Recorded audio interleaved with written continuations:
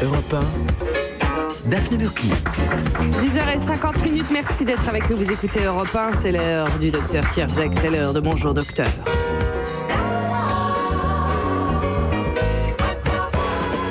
Alors, chers auditeurs, vous avez peut-être vu passer une vidéo sur les réseaux sociaux ce week-end. C'est le témoignage d'une mère en larmes qui s'exprime sur le cas de son fils, Oscar. Il a 6 ans, il est épileptique. Après une sévère crise qui a nécessité l'intervention des secours, l'établissement spécialisé dans lequel il est scolarisé a décidé d'accueillir cet enfant plus qu'une journée par semaine. La vidéo, elle dure au total 4 minutes. Elle a déjà été visionnée par près de 4 millions de fois, 4 millions d'internautes, et on vous invite à aller la visionner, évidemment. Mais ce cri de détresse d'une mère, ça nous a interpellés à la rédaction, et c'était l'occasion aussi de parler de l'épilepsie qu'on connaît peu finalement. Alors qu'est-ce que c'est l'épilepsie, docteur ? L'épilepsie, c'est une maladie neurologique, on a des neurones, les neurones ils se connectent, ce sont des connexions un peu électriques, il y a des influx nerveux, et ça doit être de manière synchrone, telle ou telle zone pour bouger un bras, pour parler. Et quand il y a une décharge un peu asynchrone, complètement anarchique dans le cerveau, eh bien ça donne une crise d'épilepsie, et en fonction de la zone qui va un peu s'allumer, qui va décharger sur le plan électrique, ça donne soit une crise d'épilepsie généralisée,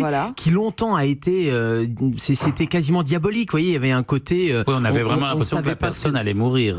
C'était considéré comme de la folie, voire comme quelqu'un qui était possédé, parce que on perd connaissance, on a une crise, on se raidit, et c'est une perte de connaissance avec des mouvements qui sont des mouvements saccadés, ça c'est la crise généralisée. Et puis s'il y a une zone un peu plus localisée qui va décharger au niveau du cerveau, il y a une crise partielle, ça peut être par exemple qu'un bras qui peut bouger, mais en tout cas c'est une maladie neurologique, ça n'a rien à voir avec la possession à laquelle on a pensé pendant des années, ou avec la folie. Mais là, Oscar, il est donc épileptique sévère selon sa mère. Il y a plusieurs types d'épilepsie ? Alors il y a plusieurs types d'épilepsie, il y a l'épilepsie généralisée et l'épilepsie partielle. Il y a l'épilepsie qu'on peut contrôler avec le traitement, et à ce moment-là il n'y a plus de crise, une fois que vous avez un traitement de fond, il n'y a plus de crise, il n'y a pas de raison. Symptomatique seulement. Alors non, ça c'est un traitement de fond anti-épileptique. Et puis parfois, certains patients, certains jeunes patients aussi, parce qu'il y a beaucoup d'enfants qui sont épileptiques, eh bien le traitement ne suffit pas à prévenir les crises. Et quand on parle d'épilepsie, il existe des traitements, à la fois le traitement de la crise symptomatique dont parle Ariel, mais aussi le traitement de fond, c'est-à-dire pour prévenir.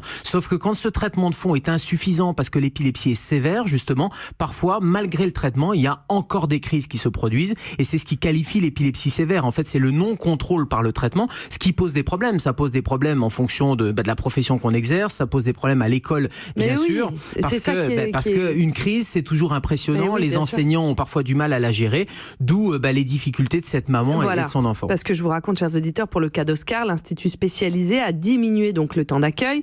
Il sera accueilli plus qu'une journée par semaine. L'établissement y met en avant le fait que c'est trop dangereux de l'accueillir et que ça nécessite des dispositifs importants. Vous, votre avis de professionnel de la santé ? Alors, les enfants épileptiques doivent être accueillis à l'école. Alors, quand c'est une épilepsie qui est à peu près contrôlée, il y a un plan d'accueil individualisé dans les écoles.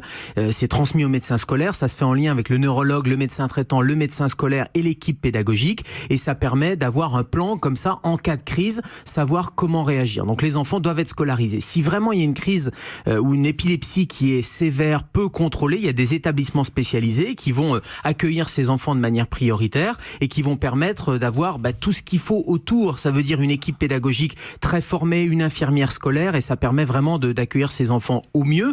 Et puis là, apparemment, c'était un établissement spécialisé, c'est-à-dire que même cet établissement spécialisé refuse d'accueillir l'enfant, ça veut dire que sur le plan neurologique, il faut essayer de trouver le bon traitement. Et il ne faut pas s'étonner, pour les auditeurs, les auditrices qui nous écoutent et qui sont épileptiques, parfois on tâtonne un peu, on met un anti-épileptique et puis on en met un deuxième. Alors, parfois justement, il faut 2-3 traitements avant de trouver le bon. Parce qu'en France, cette affection neurologique, elle touche environ 450 000 personnes. Si nous, citoyens, on se retrouve face à quelqu'un qui fait une crise d'épilepsie, qu'est-ce qu'on doit faire ? Qu'est-ce qu'on fait ? Alors, une crise d'épilepsie, déjà, il faut la reconnaître. C'est-à-dire que c'est quelqu'un qui tombe et qui va se mettre à convulser. Ce sont des convulsions. Alors, on dit qu'il faut mettre quelque chose dans la bouche, il faut mettre les doigts pour éviter que la personne n'avale sa langue, etc. Voilà. Non, on laisse la crise se dérouler. Il n'y a pas besoin, mettez pas vos doigts dans la bouche parce que la personne ne se contrôle pas. Elle va serrer la mâchoire et vous risquez plutôt de vous faire mordre et ça ne servira à pas grand-chose. Donc vous laissez se dérouler la crise. Par contre, protégez la tête. Si un enfant se met à convulser ou un adulte et qu'il est à côté d'un rebord de table basse ou quelque chose où il risque de se faire mal à la tête,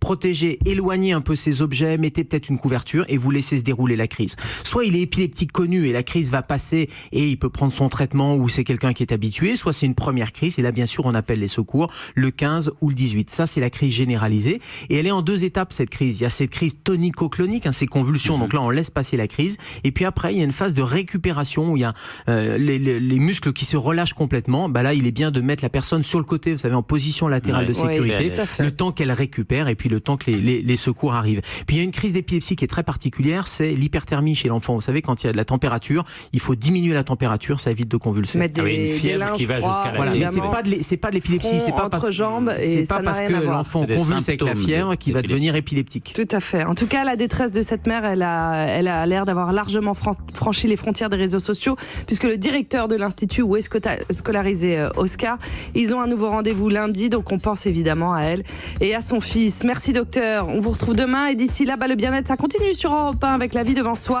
Isabelle Quenin et ses invités nous parleront des atypiques pour comprendre et savoir comment accompagner ses enfants différents. C'est à 15h.